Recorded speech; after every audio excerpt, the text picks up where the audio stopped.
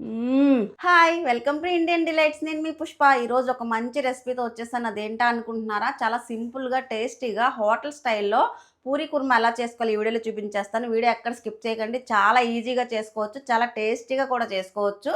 వీడియోని స్టార్ట్ చేయబోయే ముందు వీడియోని లైక్ చేసి ఛానల్ సబ్స్క్రైబ్ చేసుకొని పక్కన ఉన్న బెల్ ఐకాన్ క్లిక్ చేయడం మర్చిపోద్దు. ఇంకేమాత్రం లేట్ చేయకుండా మన వీడియో స్టార్ట్ చేసేద్దాం పదండి. పూరి కుర్మా కోసం ముందుగా స్టవ్ మీద కుక్కర్ పెట్టుకొని 2 బంగాళదుంపలు కట్ చేసి వేసుకోవాలి.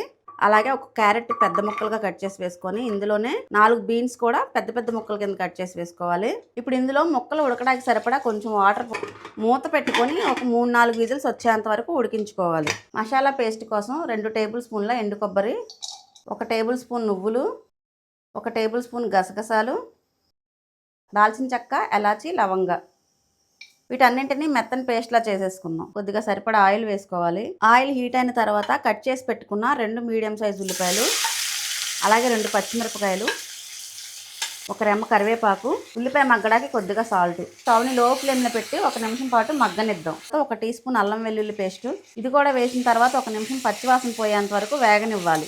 2 మీడియం సైజ్ టమాటాలు చిన్న ముక్కల్లా కట్ చేసి వేసుకోవాలి. కొద్దిగా పసుపు, 1 టీ స్పూన్ కారం, 1 టీ స్పూన్ ధనియా జీరా పౌడర్, టేస్ట్కి సరిపడా సాల్ట్. మనం ముందుగా పేస్ట్ చేసి పెట్టుకున్నాం కదా ఈ కొబ్బరి గసగసాల పేస్ట్, ఇదంతా వేసేసుకోవాలి.